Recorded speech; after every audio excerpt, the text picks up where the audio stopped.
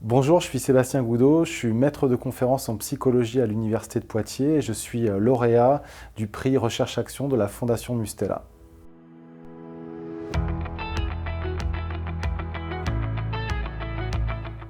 Alors, j'ai d'abord été professeur des écoles pendant 6 ans et puis ensuite j'ai réalisé une thèse en psychologie sur la question des inégalités scolaires. Et donc aujourd'hui, je réalise mes recherches au CERCA, au Centre de recherche sur la cognition et l'apprentissage. Et j'enseigne à l'INSPE, qui est l'Institut national supérieur du professorat et de l'éducation, où je forme en fait les futurs professeurs des écoles. Et dans le cadre de mes recherches, je m'intéresse en fait à l'influence des contextes scolaires, des situations de classe en fait sur la construction des inégalités scolaires.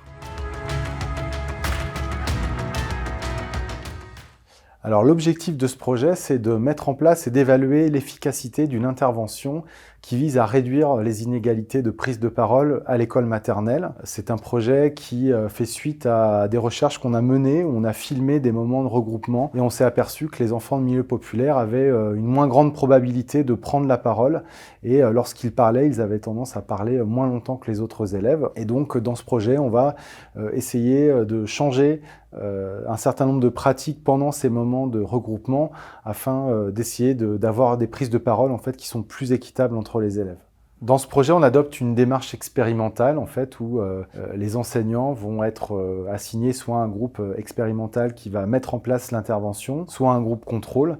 Et on va également réaliser un suivi des élèves pendant 1 an pour voir la progression à la fois dans les prises de parole qui vont être mesurées avec des observations vidéo, mais aussi à travers la mesure des capacités langagières des élèves qui va être réalisée avec des tests adaptés. Alors pour commencer, je dirais que les enseignants ont conscience de ces inégalités de prise de parole dans la classe. L'idée est plus de leur faire prendre conscience de causes extérieures à l'élève qui peuvent produire ces différences de prise de parole. Par exemple, les différences de pratiques de socialisation, le fait d'être entraîné à prendre la parole. On sait qu'il y a des parents qui vont faire parler leurs enfants à table sur ce qu'ils ont fait pendant la journée, qui vont leur demander d'exprimer leurs avis, leurs intérêts, leurs émotions, et tout ça en fait contribue à faciliter la prise de parole en classe.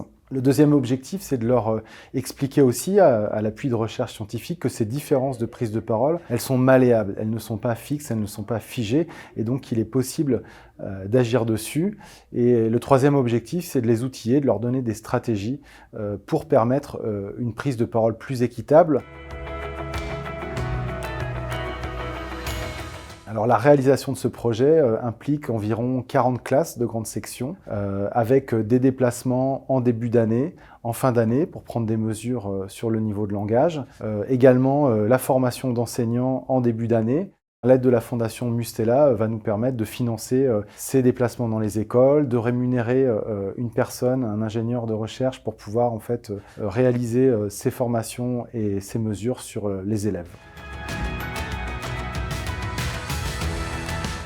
Alors si l'intervention fonctionne, on pourra à ce moment-là envisager peut-être le déploiement dans d'autres académies, soit à travers la formation initiale dans les INSPE, soit à travers la formation continue des enseignants en collaboration avec les différentes académies qui seraient intéressées par ce programme.